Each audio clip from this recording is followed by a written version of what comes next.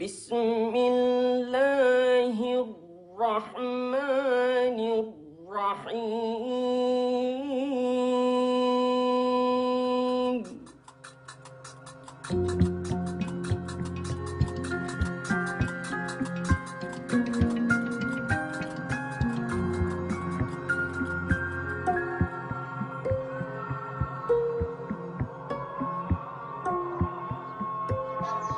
Le Coran, de l'arabe Al-Quran, qui signifie récitation ou lecture, est le livre fondé de l'islam, une religion partagée par plus d'1 milliard de fidèles dans le monde.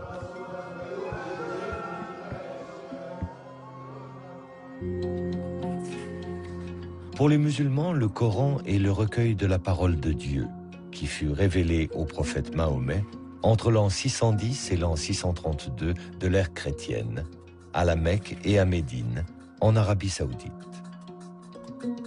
L'ensemble de la révélation se répartit en de multiples unités de texte très courtes, appelées versets, au nombre de 6000.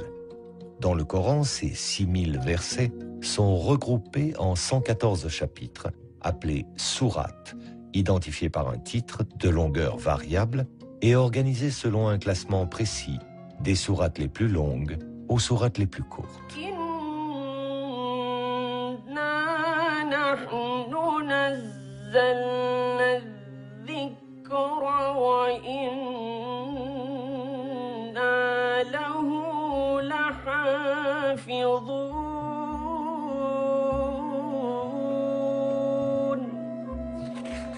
Pour la tradition musulmane, Dieu lui-même est le gardien du Coran. C'est-à-dire qu'il n'y aurait eu tout au long de son histoire qu'une seule et unique version du texte coranique, inchangée depuis 14 siècles.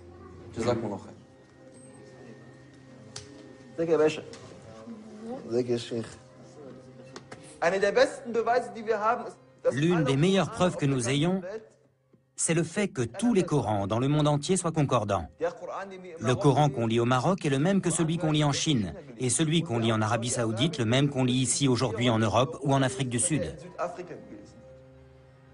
Où que l'on aille, quelle que soit la direction vers laquelle on regarde, c'est toujours le même Coran.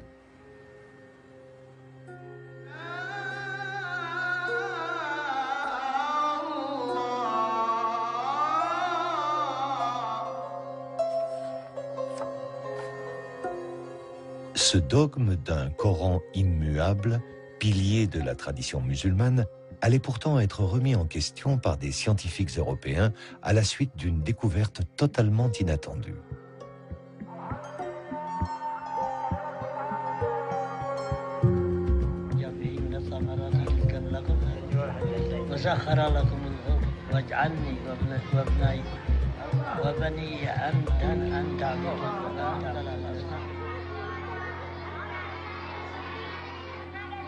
En 1972, le toit de la grande mosquée de Sanaa, la plus ancienne de la ville, s'effondre et laisse apparaître une sorte de cache où se trouvaient dissimulés depuis des siècles des milliers de parchemins.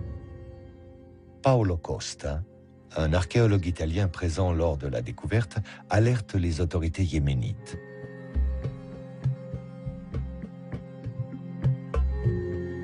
Il s'agirait de fragments de Corans anciens. Une équipe de chercheurs européens procède à une datation au carbone 14 et confirme. Ces fragments datent du tout premier siècle de l'islam, vers l'an 680 de l'ère chrétienne.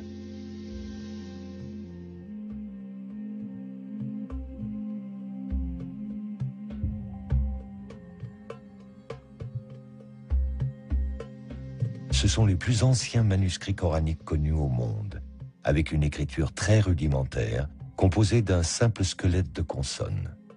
Un fonds inestimable aux yeux des scientifiques européens pour la connaissance de l'histoire du livre saint de l'islam. Ce fonds est actuellement en cours d'étude et c'est par ce biais que l'on a eu de nouvelles informations sur la transmission du texte coranique dans les premiers temps de l'islam. Et c'est là où l'on a découvert pour la première fois un manuscrit qui présentait une séquence différente des sourates de celle qui est canoniquement admise. Une organisation différente de l'ordre des sourates, mais aussi l'existence de palimpsestes, des fragments sur lesquels le texte initial aurait été effacé et remplacé par un autre. La présence également de mots étrangers, non arabes. En clair, des différences notables par rapport au Coran tel qu'il est aujourd'hui. Le Coran aurait donc eu, comme les autres livres saints, une histoire. Au cours du 1er siècle de l'islam, le texte coranique, son écriture, son organisation, la forme même du livre ont visiblement évolué. Suivant l'expansion de cette nouvelle religion, suivant les conquêtes de nouveaux territoires, l'émergence de versions concurrentes, les jeux de pouvoir religieux et politiques. Une histoire des origines qui s'écrit aujourd'hui entre tradition islamique et analyse scientifique et qui appelle les chercheurs européens et les musulmans à croiser leurs récits et leurs savoirs.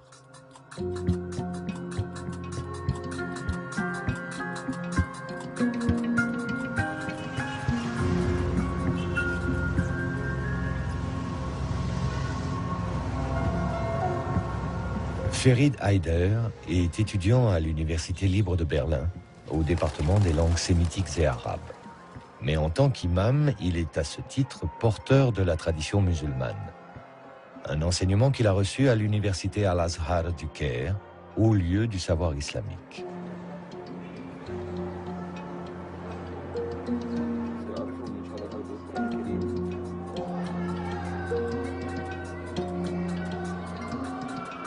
Dans la mosquée, les étudiants venus du monde entier se retrouvent pour des discussions théologiques, un partage de connaissances, et pour la récitation du Coran, comme un écho perpétuel à la révélation faite au prophète Mahomet au tout début du 7e siècle. À cette époque, l'Arabie n'était qu'un vaste désert que parcouraient les nomades et leurs caravanes. L'oasis de la Mecque abritait la Kaaba, un sanctuaire où l'on vénérait encore de multiples dieux, des idoles de pierre. Pourtant, les tribus juives et les chrétiens présents en Arabie diffusaient depuis longtemps déjà l'idée de la foi en un Dieu unique. Parmi les habitants de la Mecque, un homme faisait exception. Il s'appelait Mohammed, Mahomet. Marchand caravanier, âgé d'à peine 40 ans, il avait pour habitude de partir méditer seul dans une grotte. C'est là qu'il a reçu, en l'an 610, sa première révélation. Un homme lui apparut. L'homme marcha vers lui et lui dit « Ikra, lis, au nom de ton Seigneur qui a créé. »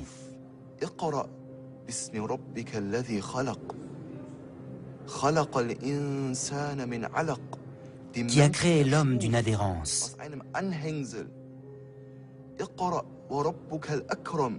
Lis. Ton Seigneur est le très noble.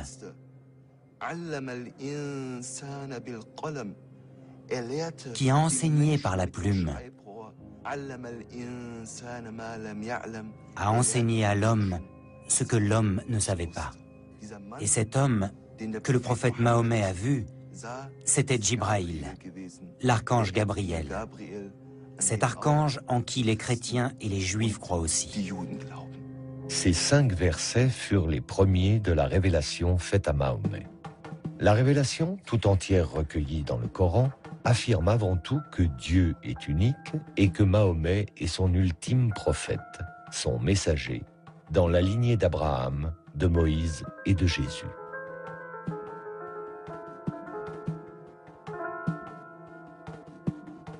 Elle aborde aussi les grands thèmes de la soumission à Dieu, de la récompense des fidèles ou du jugement dernier. Elle annonce enfin la venue d'une communauté nouvelle, celle des musulmans, et édicte les lois qui vont la régir sur le plan des rituels religieux, de l'organisation sociale, de la politique. Au fur et à mesure qu'il les recevait, Mahomet partageait ses révélations avec Khadija, sa femme, puis avec son cousin Ali et ses amis proches, qui allaient former son premier cercle de fidèles, les compagnons. Ensemble, ils apprenaient par cœur chacune des révélations que le prophète continuait de recevoir. Ils les récitaient inlassablement pour ne rien en oublier.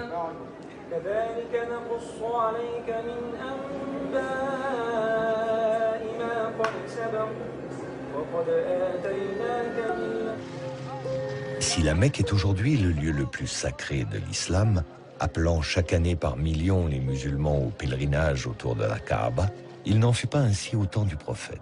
Les Mécois se montrèrent tout d'abord indifférents aux prédications de Mahomet. Mais quand le prophète les exhorta à renoncer au culte païen des idoles, ils se mirent à le persécuter. Mahomet fut contraint de quitter la Mecque. C'est à Médine, une oasis où vivaient de nombreux Arabes convertis au judaïsme, que le prophète s'installa en l'an 622 avec ses premiers fidèles, les compagnons, dont Abu Bakr, Omar, Ousmane et son cousin Ali. Médine fut sacrée capitale du premier État islamique. À la tête d'une communauté nouvelle et dotée d'une puissante armée, le prophète Mahomet partit à la conquête de nouveaux territoires.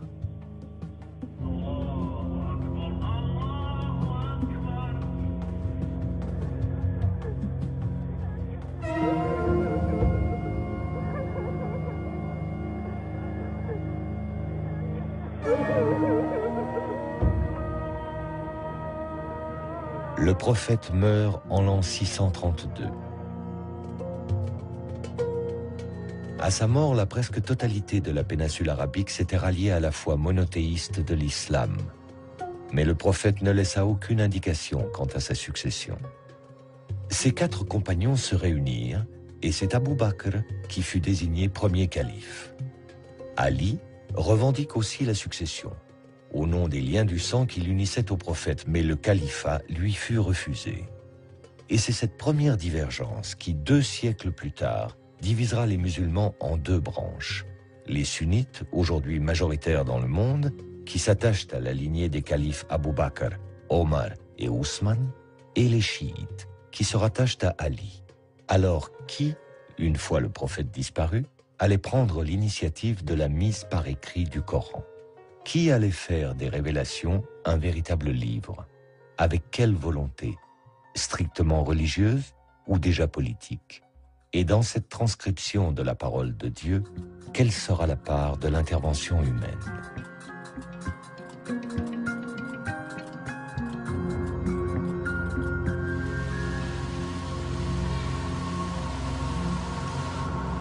François Desroches est l'un des spécialistes mondiaux de l'histoire des manuscrits arabes. C'est à la Bibliothèque nationale de France, où est conservée l'une des plus importantes collections de manuscrits anciens, qu'il travaille actuellement sur des Corans provenant de Damas et du Caire.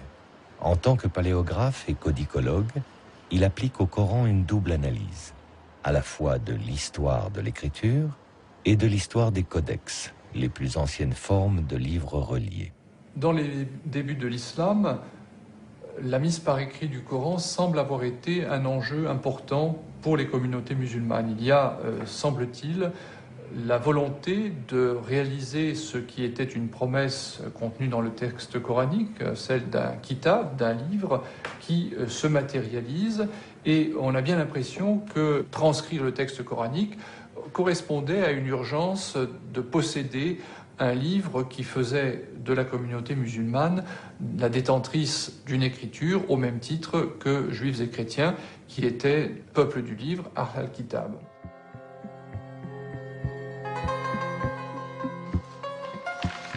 Le manuscrit arabe 328 est l'un des plus anciens exemplaires du Coran aujourd'hui connu. Écrit sur du parchemin, de la peau de mouton, il est daté de la seconde moitié du 7e siècle.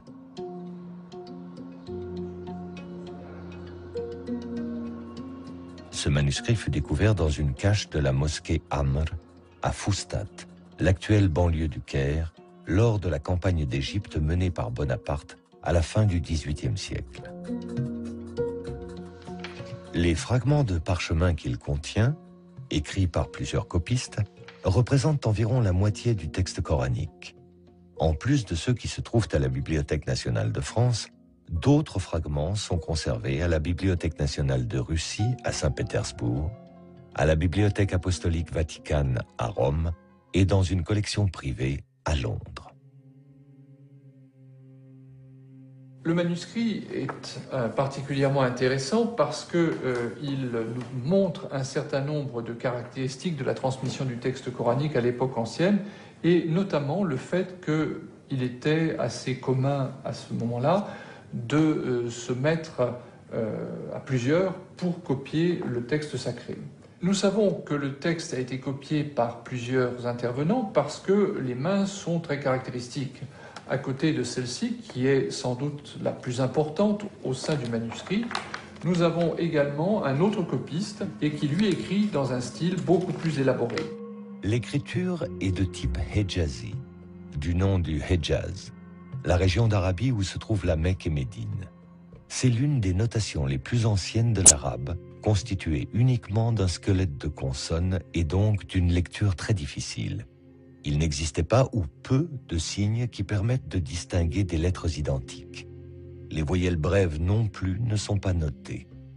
Quant aux sourates, elles n'étaient pas identifiées par un titre, mais juste par un espace vide qui les séparait. À l'évidence, par rapport au Coran actuel où la ponctuation, l'organisation du texte ne laisse place à aucune imprécision, les premiers manuscrits coraniques, avec leur écriture rudimentaire, pouvaient être source d'erreurs de lecture, voire d'interprétations différentes du texte sacré. Mais pour les premiers musulmans, le recueil de la parole divine pouvait-il courir ce risque ?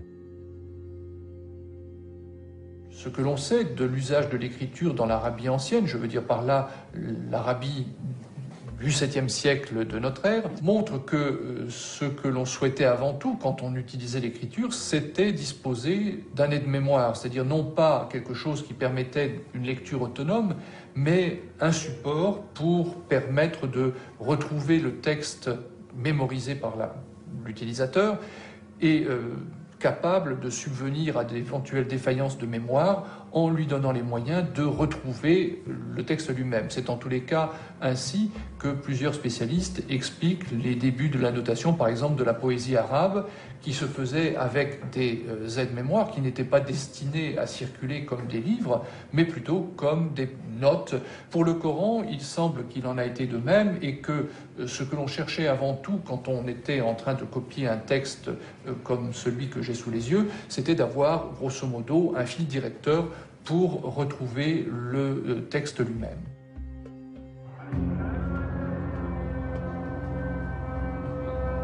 Même utilisée comme aide-mémoire, et malgré ses insuffisances orthographiques, la mise par écrit de la révélation coranique montre la grande confiance que témoignaient les premiers musulmans dans la capacité d'un livre à assurer la sauvegarde de la révélation coranique.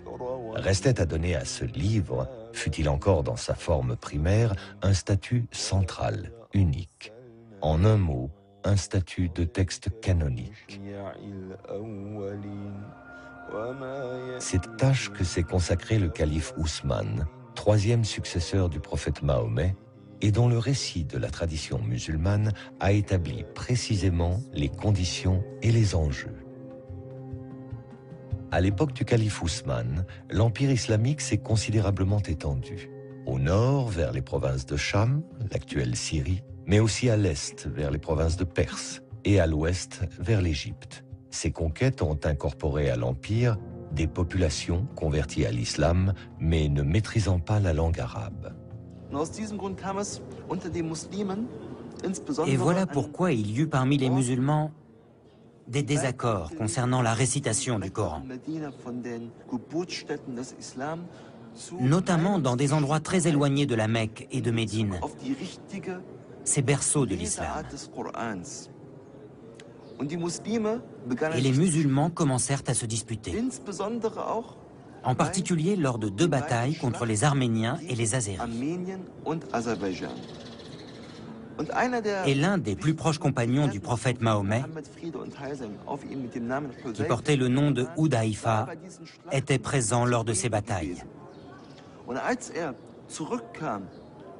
Et quand il s'en revint après avoir vu ces conflits entre les musulmans, il alla sur le champ retrouver Ousmane ibn Affan, qui était le calife de l'époque. Et il dit à Ousmane ibn Affan, « Oh Ousmane, sauve cette Oumma, sauve cette communauté avant qu'elle ne se divise et avant qu'elle ne se dispute au sujet de son livre, comme l'ont déjà fait les Juifs et les chrétiens avant eux. »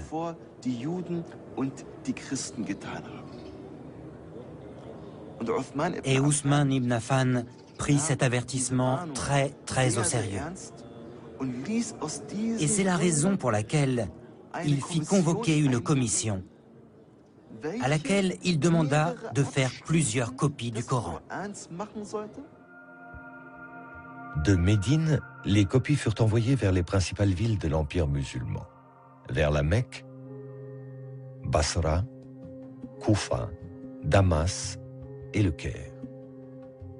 Le calife Ousmane imposait ainsi sa version officielle que la tradition musulmane retiendra comme la Vulgate d'Ousmane, la forme canonique du texte coranique qui, encore aujourd'hui, est la version de référence.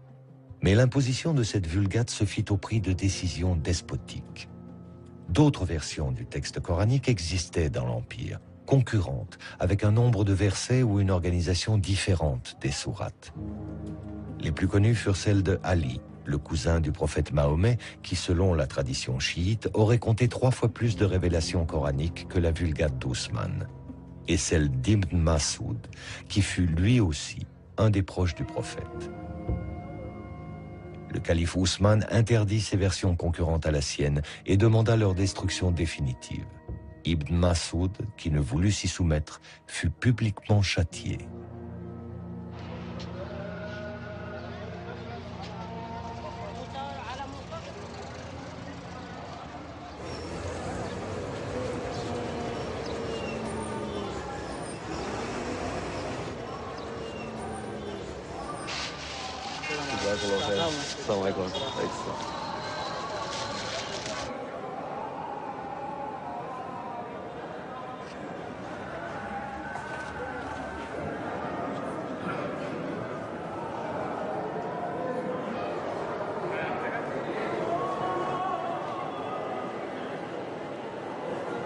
La Vulgate ousmanienne, objet de foi autant que de pouvoir, fut portée au rang d'objet de dévotion par la tradition musulmane. Dans la mosquée Al-Hussein du Caire, un exemplaire du Coran attribué à Ousmane serait gardé derrière cette porte que les fidèles embrassent. Une véritable relique que, exceptionnellement, Ferid Haider est autorisé à approcher.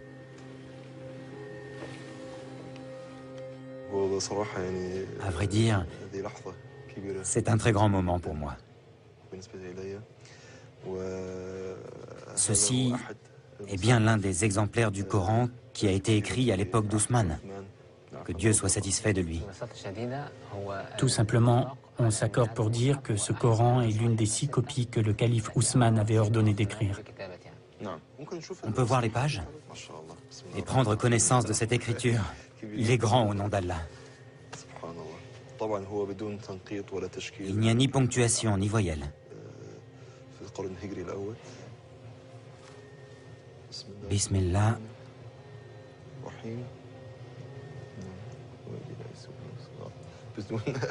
Sans ponctuation et sans voyelle, cette sourate est très difficile à lire.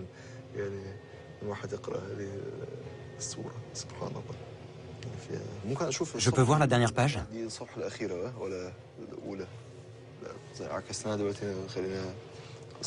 C'est la dernière, celle-ci?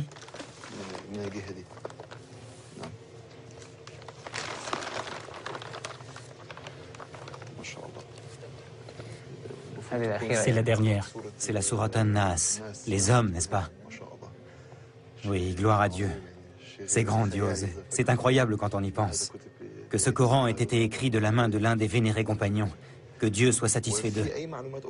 Il y a d'autres informations que l'on doit connaître au sujet de ce Saint Coran? Ce Coran pèse 80 kg. 80 kg, c'est très lourd. Oui, c'est très lourd. Et il fait combien de pages? 1087 feuillets. Combien? 1087 feuillets. Ah.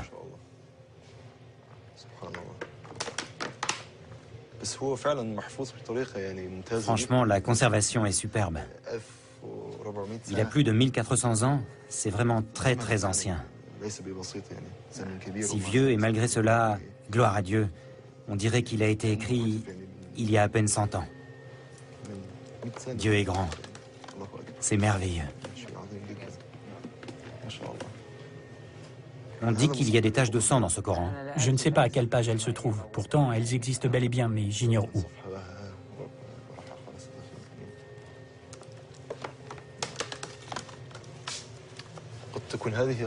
Est-ce que ça pourrait être ça, les marques de sang?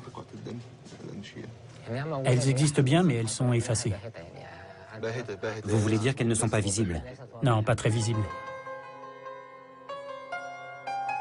D'autres Corans, aussi volumineux et tachés de sang, sont répertoriés dans le monde musulman, à Istanbul et à Tachkent, en Ouzbékistan pour les plus connus. Considérés comme contemporains du calife Ousmane par la tradition musulmane, aucun d'eux n'a pu être historiquement daté, les scientifiques y voyant plutôt des copies tardives du 8e ou 9e siècle. La légende qui les accompagne, en revanche, reflète bien une vérité historique attachée au Coran. Le règne d'Ousmane fut une longue crise. Après 10 années d'un pouvoir despotique, en l'an 656, il fut assassiné dans son palais de Médine, entouré de Corans, précise la tradition, expliquant ainsi les taches de sang califales sur les pages du texte sacré. Les révoltés auraient accusé Ousmane d'avoir imposé par la force sa seule version officielle du Coran. Le Coran, c'était plusieurs livres et toi tu les as réduits à un seul. Allusion directe aux versions concurrentes d'Ali et de Ibn Masoud, détruites sur ordre d'Ousmane. Ali, qui avait revendiqué la succession par ses liens de sang avec le prophète Mahomet, fut porté au pouvoir. Mais son règne tourna court. Ali fut destitué par un jeune gouverneur de Syrie, du nom de Muawiyah, un proche du calife Ousmane. Ali est assassiné à son tour. Muawiyah s'empara alors du pouvoir et fonda en l'an 661 la puissante dynastie des Omeyyades.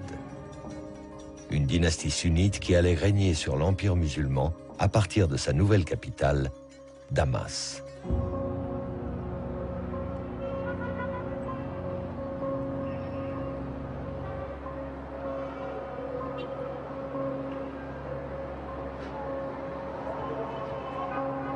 Trente années à peine après la mort du prophète Mahomet, et une fois mise en place une première version canonique du texte sacré par le calife Ousmane, le Coran allait, sous les Omeyyades, entrer dans la seconde phase de son histoire.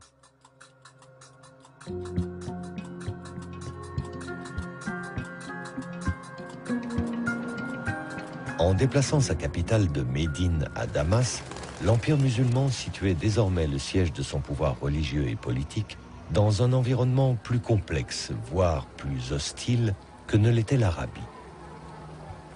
Il fallut d'abord faire face à la révolte des chiites, menée par le fils d'Ali, Hussein, qui sera massacré à Karbala, en Irak, décapité par les armées omeyyades lors d'une bataille.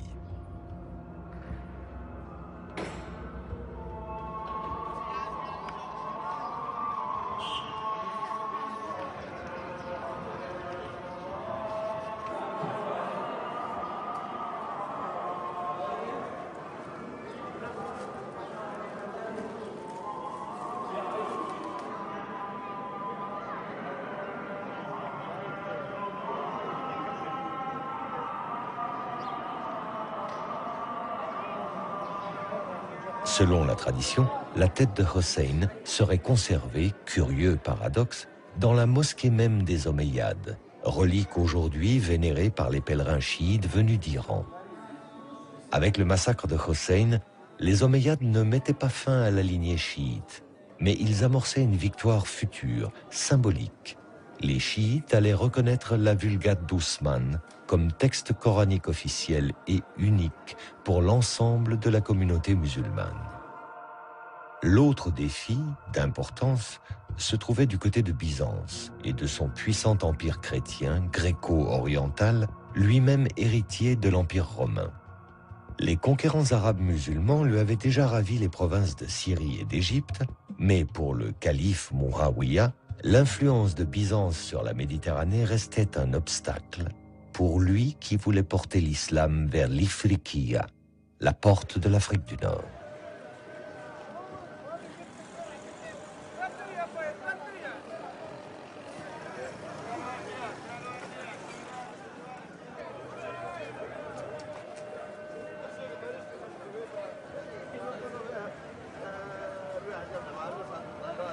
En l'an 670, le calife y envoie l'un de ses généraux qui fit de Kéran l'islamisation du Maghreb et de la diffusion du Coran d'Ousmane.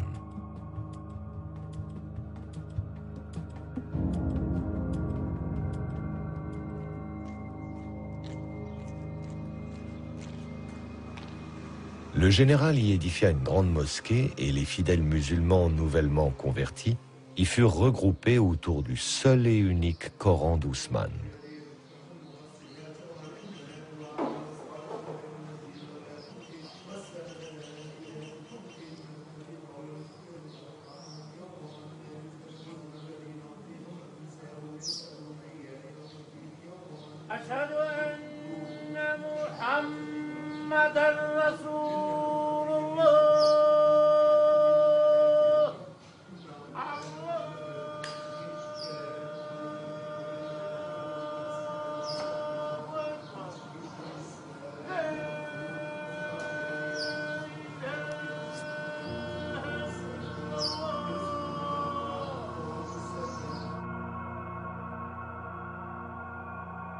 Au Coran apporté par les troupes omeyyades vinrent s'ajouter ceux que les copistes kérouanais commençaient à produire sur place. Ils allaient ainsi constituer l'une des plus grandes bibliothèques coraniques des premiers temps de l'islam, et dont il subsiste aujourd'hui une rare collection de quelques dizaines de milliers de fragments.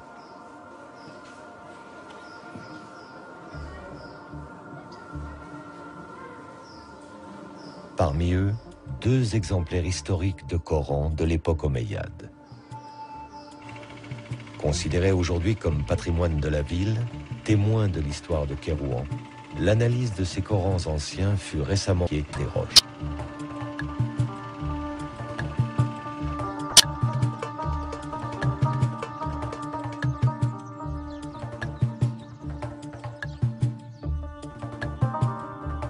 Soudir Adama, docteur en archéologie islamique, les précieux fragments parchemins coraniques sont minutieusement restaurés.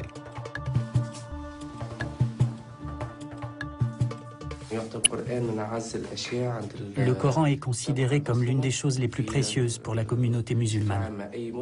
Le Coran occupe une place très particulière dans le cœur de chaque musulman. C'est pourquoi, lorsque je restaure un manuscrit sur lequel sont écrits des versets du Coran, cela éveille un autre restaurateur en moi. Quand je restaure un manuscrit, en général, j'essaie de faire la plus belle restauration possible, de la plus belle forme, pour que le manuscrit se conserve au mieux. Mais quand je restaure un manuscrit coranique, ça me procure un sentiment de plénitude, un sentiment de bonheur réellement indescriptible. Car on préserve une chose investie d'une valeur culturelle et humaine qui, pour l'islam, est unique.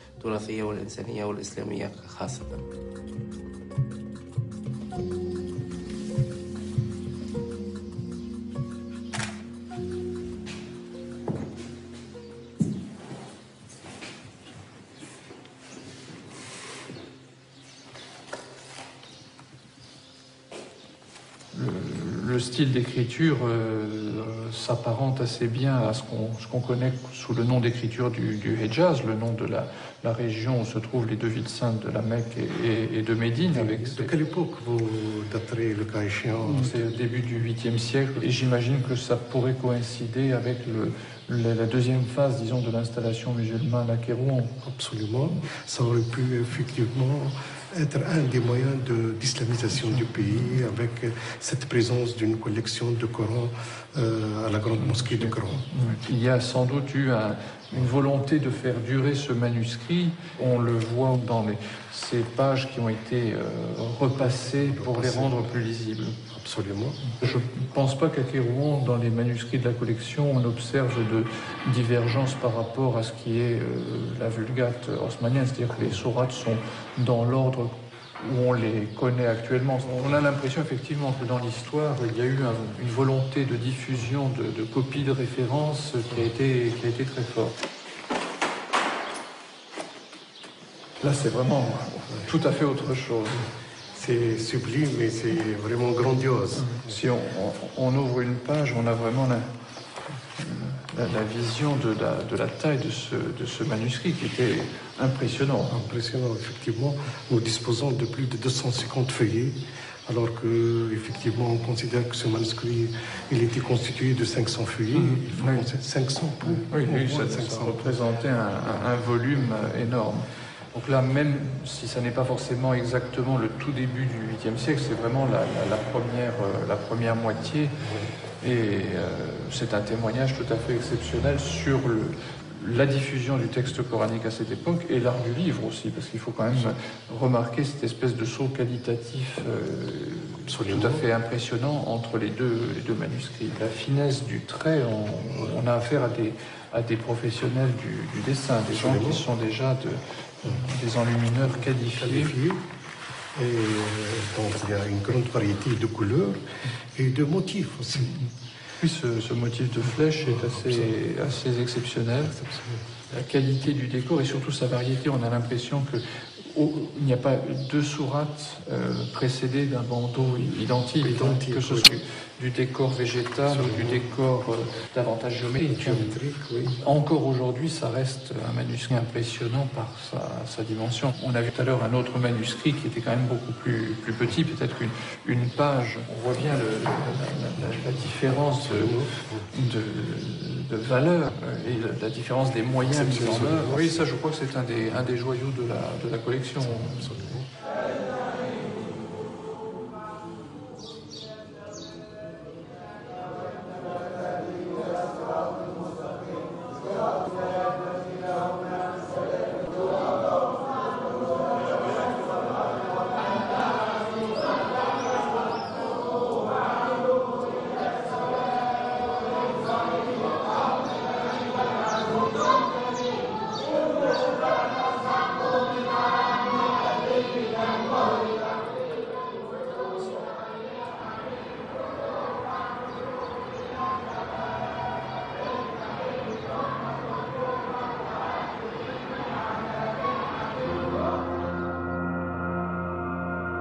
Avec des territoires conquis de la Méditerranée aux confins de l'Asie centrale, l'islam pouvait affirmer sa puissance face à l'empire chrétien de Byzance comme troisième et dernière religion révélée.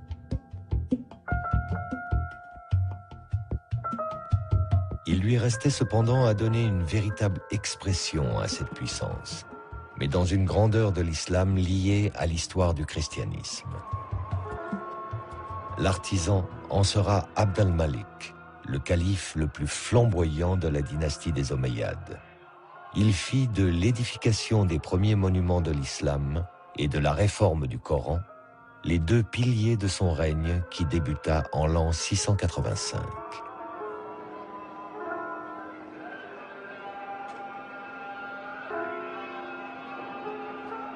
Sur l'emplacement même de la mosquée, avant que la région ne soit conquise par les musulmans, se trouvait une petite église dédiée à Saint Jean le Baptiste, une figure chrétienne présente au Coran sous le nom de Yahya. Son tombeau fut gardé au centre de la salle de prière et il est toujours, aujourd'hui, vénéré par les musulmans.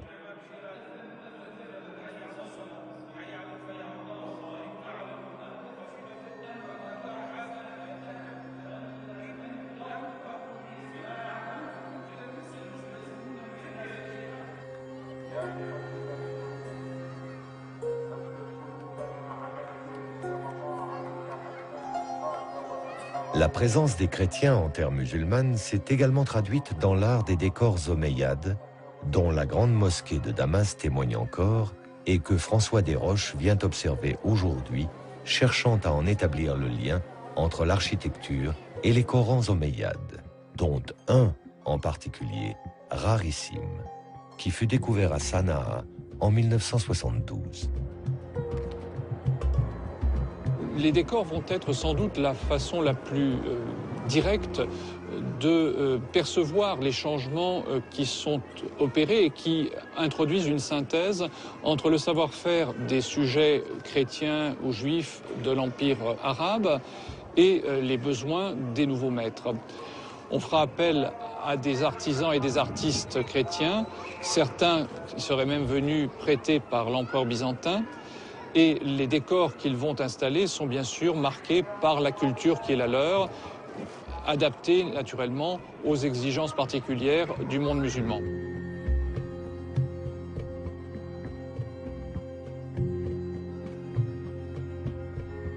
On peut faire des parallèles extrêmement précis entre ces mosaïques chrétiennes dont je parlais à l'instant et les décors des Corans. Dans les enluminures qui ornent les Corans d'époque omeyyade, on peut peut-être trouver une trace de l'influence de ces grandes constructions. On peut naturellement rapprocher la structure de la grande mosquée de Damas avec cette enluminure qui figure sur la page de droite de ce célèbre fragment trouvé à Sanaa il y a de cela quelques années.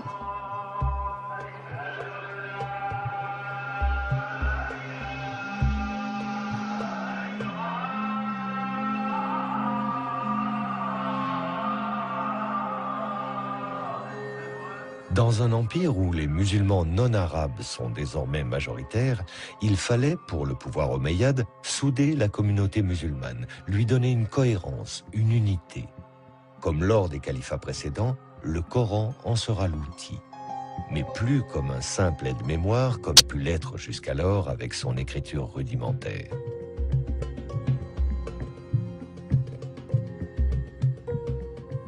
Pour le calife omeyyade Abd al-Malik, l'amélioration de la Vulgate d'Ousmane, au affectueux squelette de consonnes, il fit ajouter des ponctuations très précises. Distinction des lettres similaires, notation des voyelles, indication de prononciation. Ainsi complété, le texte coranique ne pouvait plus prêter à des erreurs de lecture ou à des interprétations contradictoires ou distinctes. Le calife Abd al-Malik appelle le musulman à ne suivre que ce qu'il imposait comme l'unique version du Coran, Ousmane, mais au texte désormais définitivement fixé. Et comme fit le calife Ousmane avant lui, Abd al-Malik fit envoyer des copies officielles dans les capitales de l'Empire.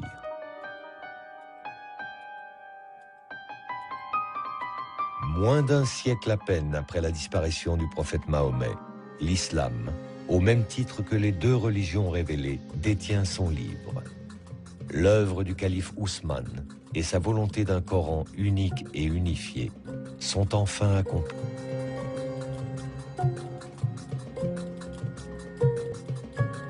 La Vulgate d'Ousmane, vénérée par la tradition musulmane, est la seule référence pour l'édition du Coran aujourd'hui dans le monde. Mais l'histoire des origines du Coran n'a pour autant pas encore livré tous ses mystères. Une inestimable collection de photographies qu'on croyait à jamais disparues vient de réapparaître. Entre les années 1920 et 1930, Gotthelf Bergstrasser, un chercheur orientaliste allemand, parcourut la Méditerranée de la Turquie au Maroc en passant par Damas et le Caire jusqu'aux grandes bibliothèques européennes à la recherche de Corans du 1er siècle de l'islam. Il en photographia les pages par milliers, constituant ainsi l'une des plus riches sources d'informations sur l'histoire du Coran. Dans la lignée des grands orientalistes allemands, Gotthelf Bergstrasser avait pour projet d'approfondir la recherche sur le texte coranique. Mais son rêve s'est fait en pleine guerre, en 1944.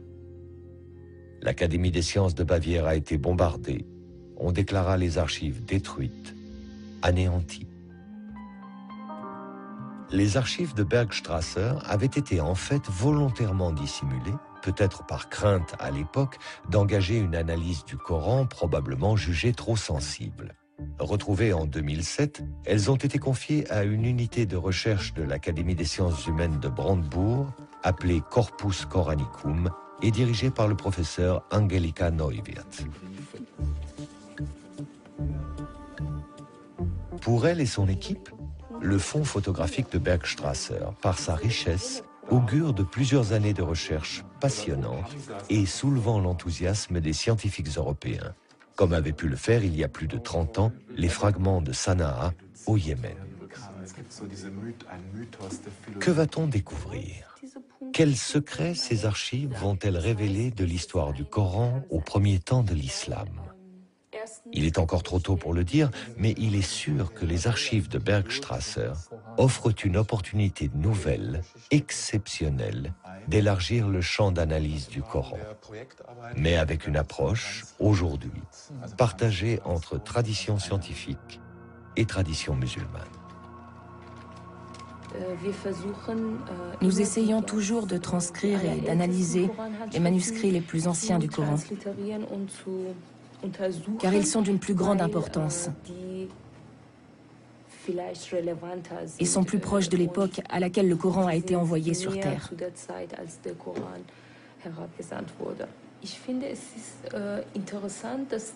Il me semble intéressant que les musulmans s'impliquent eux aussi dans ces travaux. D'abord pour savoir quelles sont les recherches menées ici, avec quelle méthode, et ce que l'on pense du Coran en Occident. Ensuite, si les musulmans prennent part à ces études orientalistes, cela leur permettra peut-être de faire changer des opinions parfois défavorables à l'islam et au Coran, qui sous-entendent que tout cela est faux. C'est vraiment passionnant de transcrire ces manuscrits coraniques. On voit par exemple, quand on lit une sourate, la 20e sourate par exemple, je l'ai transcrite 3 ou 4 fois. Et maintenant je la connais par cœur. Et petit à petit, je comprends ce qu'ont ressenti à l'époque les gens qui lisaient le Coran. Moi, je trouve que c'est très utile de collecter des manuscrits et de les examiner. C'est très important pour les musulmans, parce que, en tant que musulmans, nous partons bien sûr du principe, comme il est dit dans le Coran d'ailleurs, que c'est Dieu qui a préservé le livre, avec les moyens dont disposent les hommes, bien sûr. J'aurais peut-être une autre question. Comment ressens-tu finalement, en tant que musulmane, le fait de participer à un tel projet qui est quand même dirigé et qui a été mis en place par des orientalistes, c'est-à-dire par des scientifiques non musulmans? Cela ne m'a jamais vraiment posé de problème. Il est vrai que nous avons une autre approche du Coran. Nous le percevons vraiment en tant que livre saint. Et nous y voyons notre religion. Donc tu n'y vois pas de contradiction? Personnellement, moi non plus. Pour autant que je sois au courant de ce projet, je ne ressens pas là de contradiction. C'est vrai. Parce que ces gens travaillent de façon très objective. Et scientifique. Et ils ont un point de vue scientifique. Et je ne pense pas que nous, en tant que musulmans, devions avoir de problème avec une approche scientifique. Oui. Parce que je pense qu'en tant que musulmans, nous devons peut-être tout simplement avoir, ou trouver, la force d'aborder la question sous un angle scientifique. Oui, absolument. Ne serait-ce que pour montrer que nous n'avons pas peur. Parce que si je dis que je ne veux pas d'une approche scientifique, que ça me suffit de croire que ça vient vraiment de Dieu et que ça n'a pas été falsifié, c'est un signe extérieur de faiblesse. Oui. Ça voudrait dire que j'ai peur que cela mette en évidence quelque chose qui ne serait peut-être pas très bon pour nous, musulmans, ou pour l'islam. Parce que cela contredirait ce en quoi nous croyons. Mais je n'ai aucun souci là-dessus. De toute façon, en Allemagne, les orientalistes sont toujours des Allemands. Et je trouve que ce ne serait pas mal que les musulmans aient un jour la possibilité d'y prendre part. Un peu, oui. Absolument. L'un de nos premiers objectifs est de partager nos propres constatations ou nos propres points de vue sur le Coran avec des musulmans. À long terme, nous espérons bien sûr pouvoir fédérer autour d'une idée qui n'est d'ailleurs pas neuve, à savoir que l'on peut mettre nos deux traditions sur un même plan et que l'on peut tirer des enseignements de toutes les deux. Ce qu'il nous faut, c'est une interaction Ce qui, face à la mondialisation, devrait d'ailleurs être le cas depuis longtemps.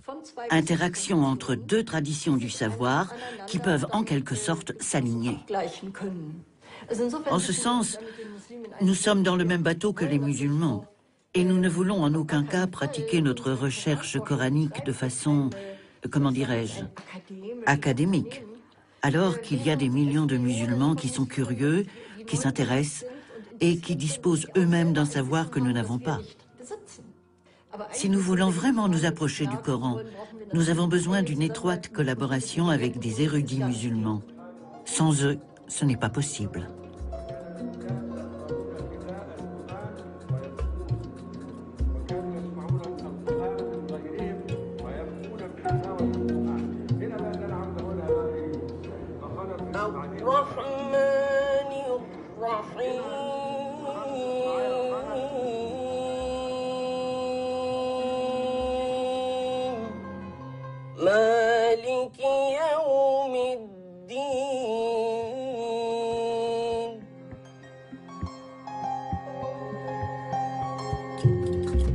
Samedi prochain, une histoire encore, mais d'un autre genre, celle d'un croiseur allemand de la Première Guerre mondiale. Mais la soirée continue dans un instant avec un thriller politico-financier oppressant et efficace.